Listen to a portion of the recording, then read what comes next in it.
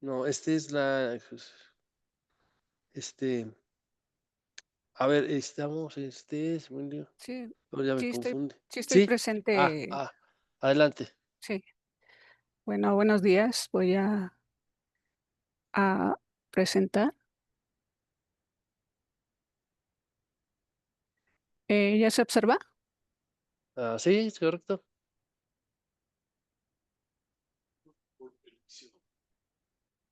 Sí, ¿verdad? Lectura por elección. Sí, ya. Sí, nuevamente buenos días a todos. Gracias por, de alguna manera, esta invitación muy, atinada para todos los que estamos participando. Yo soy doctorante de la Escuela Normal de Catepec, del Estado de México. Y bueno, como ya lo mencionó antes mi compañero que también está dentro de esta institución, pues les voy a compartir un avance de investigación o de la investigación que estamos realizando. Son avances, aún todavía no es una investigación concluida. Sin embargo, creo que esta presentación y esta oportunidad que tenemos es para enriquecer y que de alguna manera los oyentes, los asistentes nos puedan de alguna manera, pues, apoyar eh, en esa situación de hacer alguna observación pertinente, que para nosotros es muy favorable. Bien, eh, este avance de investigación la he titulado hasta ahorita, porque como ustedes ya saben, se puede ir modificando con el transcurso del proceso o de las etapas. Pero hasta ahorita la he titulado Lectura por elección en la escuela secundaria como alternativa pedagógica desde una perspectiva decolonial. Antes que nada, yo soy docente de secundaria en la disciplina, de acuerdo con la nueva escuela mexicana, en la disciplina de lengua materna o español, como antes se conocía también. Em, bueno, mi nombre completo, María Guadalupe Luna Fragoso, em, y soy doctorante de doctorado en pedagogía en la Escuela Normal de Catepec, Estado de México.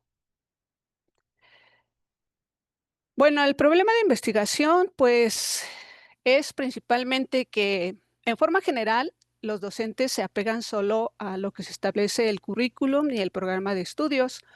No hay un contenido específico que retome la lectura de interés de los estudiantes. Yo llevo más de 30 años frente a grupo, soy docente frente a grupo y pues siempre me encuentro a algunos estudiantes que llevan sus lecturas. Les digo, no son todos los estudiantes, pero siempre hay estudiantes que llevan sus lecturas y las comparten. Siempre las tienen en la parte, en su pupitre, y a veces las comparten con otros compañeros, con sus pares. En lo que respecta a las estrategias de lectura, tanto nacionales como estatales y a veces locales, pues son esas estrategias que nos llegan a partir de la SEP y bueno, son estrategias de lectura impuestas por el Estado, porque existen las tertulias literarias de Mejor Edu, los maratones de lectura como estrategia nacional, que esa está prevista desde el 2024 hasta el 2030, e indican qué textos deben de leerse para fomentar la lectura. Estas estrategias, tanto nacionales, estatales y locales, siempre especifican qué textos. Incluso los mandan pues a todas las escuelas y además los reportes informativos que nos solicitan a los docentes, pues es de manera obligatoria o impositiva, porque siempre nos dicen, no, si tu reporte no es sobre los libros que nos mandan, pues no es válido. Sin embargo, los estudiantes, pues algunos de los estudiantes llevan sus propias lecturas que hacen por interés y pues de alguna manera esas lecturas que hacen tienen también su valor. Pero de alguna manera esta investigación pues se está haciendo, se está llevando a cabo desde esa perspectiva filosófica, en pensar el origen de desde el origen de la formación académica en la América Latina, no solo aquí en México, sino en toda América Latina. ¿Qué impacto tuvo la formación eclesiástica en la formación académica desde 1492? ¿Y por qué desde este año? Pues porque este es el año desde que se origina o nace el modernismo, ¿no? El mito de la modernidad. Y he tomado como referente principal a Enrique Dussel con su obra 1492, El encubrimiento del otro, eh, que se editó en el 2012 y que de alguna manera, pues para retomar este tipo de investigación, lo he retomado para buscar desde el aspecto filosófico y de alguna manera también pedagógico ese origen de la formación académica. Una cita muy importante es una de las que menciona, dice, pero al mismo tiempo el origen del mito de la modernidad desarrolla un mito irracional de justificación de la violencia que debemos de negar y superar. Eh, pues a partir de esta fecha en adelante, pues es prácticamente esa perspectiva filosófica donde esta investigación pues se piensa eh, por esa perspectiva también de colonial. Eh, y en ese libro, en esa obra de Dussel, pues también es parte del origen del encubrimiento del otro en toda América Latina, no solo en México. Y pues hacemos una perspectiva o nos damos cuenta en ese sentido filosófico que pues ahora sí que parte de la formación desde ese año, a partir desde ese año, desde el mito de la modernidad, pues el método violento, como dice otra de sus frases de Dussel, se experimentó durante siglos. La violencia victimaria, sacrificial, pretendidamente inocente, inició su largo camino destructivo. Recordemos que, pues en lo que se refiere a la lectura, pues las primeras lecturas fueron las eclesiásticas, donde se cambió pues toda la ideología. Sí, se pretendió cambiar toda la ideología, tanto pues la ideología pues tanto política, pero también la religiosa. Y las primeras lecturas que los frailes incorporaron en- después de esa supuesto descubrimiento, pues son las lecturas eclesiásticas, ¿no? Las que impusieron, las que de alguna manera se vienen dando, como dice aquí, como un método violento. ¿Por qué? Pues porque se obligó, se impuso. Y bueno, esta parte también filosófica de Enrique Dussel dice que la filosofía de la liberación parte desde la alteridad. Se trata de mostrar esas condiciones de posibilidad de dialogar desde la afirmación de la alteridad. Dussel hace todo un análisis de tanto del mito de la modernidad a partir de 1492 y también del método violento que experimentó desde esa época, desde, desde ese siglo. Y bueno, esta es la propuesta de Dussel, ¿no? De ver desde esa parte de la alteridad, de esa filosofía de la liberación, pero con esa posibilidad de dialogar. Eh, a partir pues de esa lectura por elección que se hace en la escuela secundaria, pues hay tres preguntas muy importantes de investigación. La primera pregunta es para iniciar un diagnóstico y es ¿por qué los estudiantes de secundaria leen otros textos, libros que no son indicados por sus profesores? Esta es realmente es una de las preguntas más interesantes porque a partir de que yo me formo y estoy como docente frente a grupo, en todas las generaciones, en casi todos en los grupos, siempre hay estudiantes que llevan alguno de sus textos, libros o que los comparten, los comparten con otros de sus compañeros. Y no son libros o textos que se lee, que impone el Estado. Simplemente ellos llevan otros por propia iniciativa, otros libros y porque leen por gusto y los leen por gusto. Otra pregunta muy interesante y que está orientada al diseño de la intervención es cómo valorar en la escuela secundaria a los estudiantes que leen por iniciativa propia. Y esta es parte de la visibilización que se tiene que hacer ante esos estudiantes, porque de alguna manera sí leen, pero no necesariamente los libros que las estrategias nacionales de lectura son las que se imponen. Y una tercera pregunta que está relacionada con el objetivo de investigación, pues es, ¿qué tensiones viven los estudiantes en la escuela secundaria cuando leen lecturas de su interés para visibilizar a quienes tienen la iniciativa de leer por cuenta propia desde una perspectiva decolonial? ¿Por qué desde una perspectiva decolonial siempre, bueno, este tipo de avance de investigación lo he presentado también en otros congresos y me dicen, ¿por qué desde esa perspectiva decolonial? Pues porque es importante ver el origen, como ya se los había mencionado antes, pues es parte importante mencionar desde qué origen, eh, pues no nos han permitido en este caso elegir.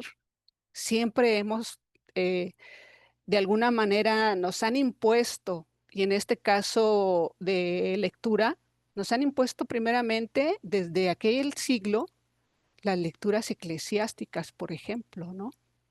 Entonces, por eso, esa perspectiva de colonial, porque se ve, en esta investigación se persigue ver desde el origen, ¿por qué?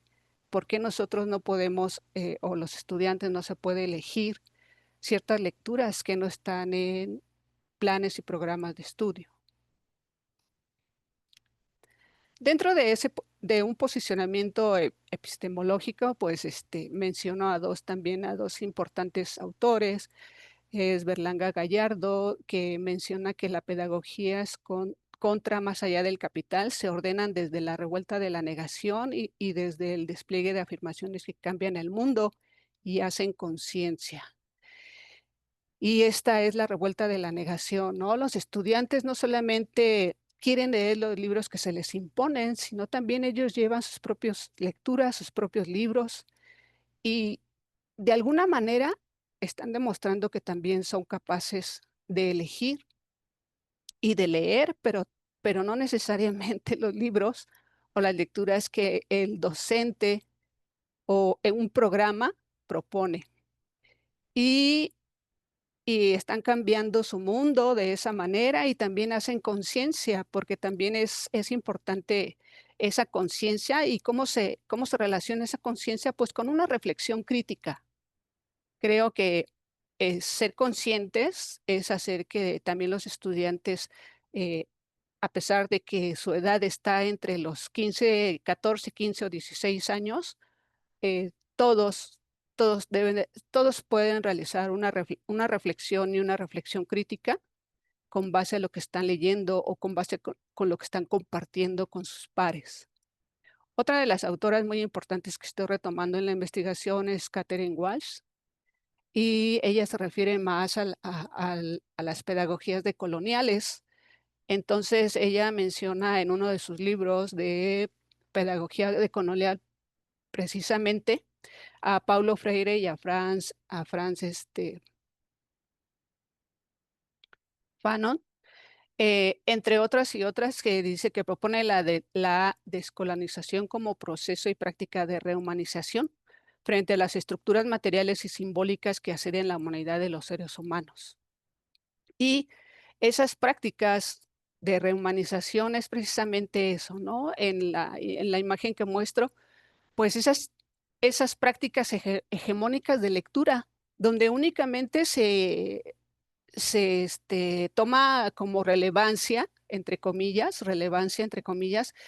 Por ejemplo, actualmente se está tomando en secundaria o en educación básica otra vez, como hace 5 o 6 años, La lectura, ¿cuántas palabras por minuto? ¿Cuánto es la fluidez, la comprensión lectora en una lectura tan breve y tan, eh, de alguna manera, pues, sin sentido para los estudiantes, ¿no? Esas son las prácticas hegemónicas de lectura que, de alguna manera, eh, están impuestas, en este caso, por una secretaría, por un sistema, por un estado, y que, bueno, son prácticas reproductoras que nada más, pretenden únicamente ver aspectos sin sentido para los estudiantes, ¿no? Como es la fluidez, palabras por minutos y una simple comprensión.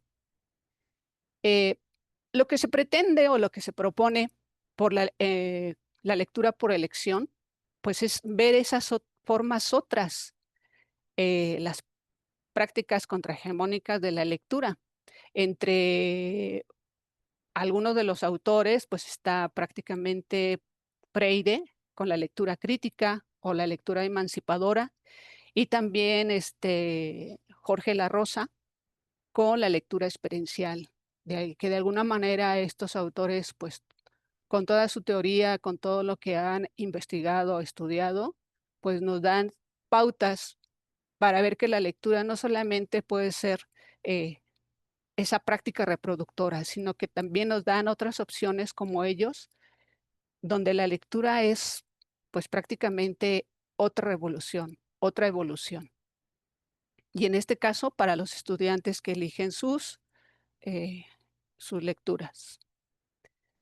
Eh, la metodología para esta investigación, pues la he elegido con el sociólogo Falsborda, Orlando Falsborda, que es un sociólogo investigador colombiano que tuvo a bien dejar una de sus obras más notables, como lo fue la creación de la investigación acción participativa, inspirada en la transformación de los contextos, analizando hechos, conceptualizando problemas, planificando y ejecutando acciones, tomando en cuenta a los sujetos como actores principales para cambiar conciencias y lograr una sociedad más justa y sin violencia.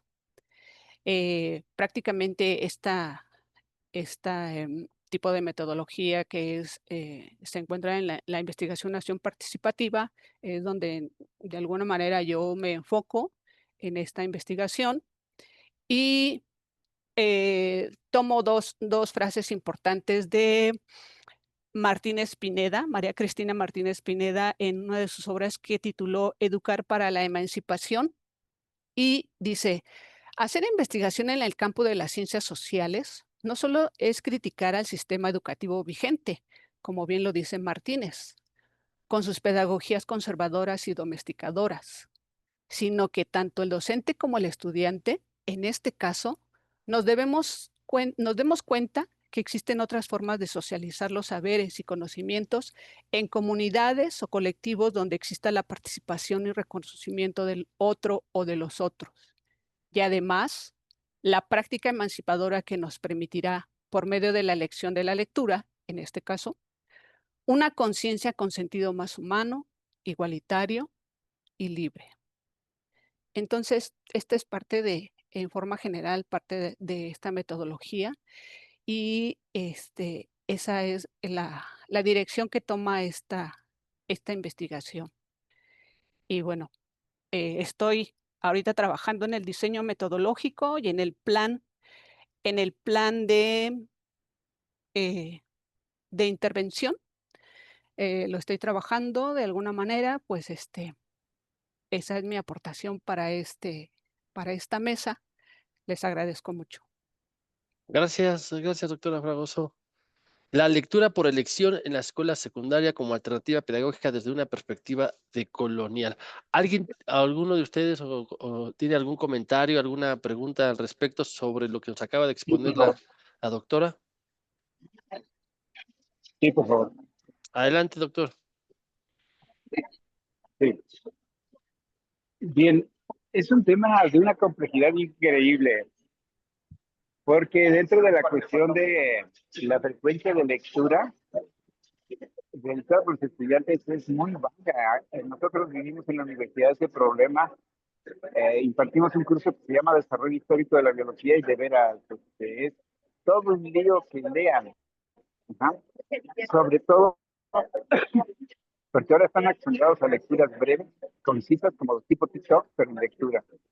Y bueno, si me permite la maestra opinarle, hay un libro muy bonito que en realidad contextualiza una gran cantidad de cosas, que se llama De animales a dioses, lo escribe Yuval Noah Harari, un historiador joven, ha escrito muchos libros, incluyendo ya hasta inteligencia artificial, pero sin perder ese contexto de por qué hay cosas que son gratas o no, de alguna manera, a lo largo de la evolución del ser humano. Por ejemplo, él toca en su libro el tema del dinero, y se hace muy interesante ver por qué aparece el dinero. El concepto dinero implica el dinero en la sociedad actual. Entonces, digamos que la verdad felicito a la maestra por ese trabajo porque es muy complejo. El que un alumno acepte una lectura implica toda una historia, ¿sí?, del estudiante. Cada historia personal del estudiante pues va a tener sus propios toques. Sin embargo, utilizando diferentes estrategias, pues se le estoy diciendo, por ejemplo, le comento rápidamente para terminar. Yo aplico una técnica en la cual para hacerlos leer un artículo, les pido que elijan la primera, la media y la última parte del artículo, y después les pido que cuenten el número de palabras que leyeron en 1 minuto o en 3 minutos. Y después la idea es que se conecten con lo que está diciendo el artículo. Posteriormente ya se empieza a analizar entre todos, pero ya se conectaron a través de esta técnica. Muchas gracias. Gracias, doctor. Muchas gracias por su Gracias, comentario. doctor. ¿Algún compañero o compañera que quiera participar? En lo que se anima, pues, doctora, la verdad que a mí también me resulta muy interesante, porque yo reconozco 3 puntos importantes, ¿no? Uno es esa revalorización del estudiante, y más en secundaria, donde podemos pensar que no les gusta leer o que no lee, ¿no? Pero aquí se está ofertando algo nuevo, es promover esa libertad de elegir qué leer, reconocer que los estudiantes también tienen interés en leer, en saber diversos textos, solamente hay que darles esa libertad para que ellos puedan elegir. Y hablar desde una mirada descolonial también nos permite proponer una escuela más inclusiva, más crítica y más democrática. Yo la verdad le reconozco también este esfuerzo que hacen, y sobre todo agradecer por compartir estos avances, estos hallazgos que van teniendo en sus investigaciones. Muchas gracias, doctora Fragoso. No sé si algún compañero quiere hacer algún otro comentario. Muchas gracias. Bueno, pues vamos a continuar, si me lo... ¿No? ¿Quién? Perdón, la doctora Gaby Sánchez, adelante. Doctores, buenos días, otra vez. Buenos días. Maestra, por favor, la invito a que revise los fanfiction. Los fanfiction son escritos de los estudiantes que se hacen en la red de todas las temáticas que ustedes puedan imaginar. Es la interpretación que ellos hacen a textos que no les gustan o que les gustan mucho, o con finales alternativos. Los fanfiction son la mejor manera para saber qué tanto el estudiante está integrándose, porque son libres, entonces pueden trabajarlos de la manera que gusten, y son tan atractivos y algunos de ellos tan largos que los ponen por episodios. Entonces léanlos, de verdad, los invito a que los lean, y que si van a poner a sus estudiantes a hacer una lectura que no sea grata, díganles, léalo y escribe tu versión o tu final, lo que tú interpretarías o lo que tú hubieras hecho en un fanfiction, y van a ver cómo los van a tener embobados leyendo como locos lo que ustedes quieran que lean. Gracias. Muchas gracias, doctora Gaby. Gracias. Hombre, pues muchas gracias por compartir, doctora Gaby. Muchas gracias. Bien, entonces vamos a continuar.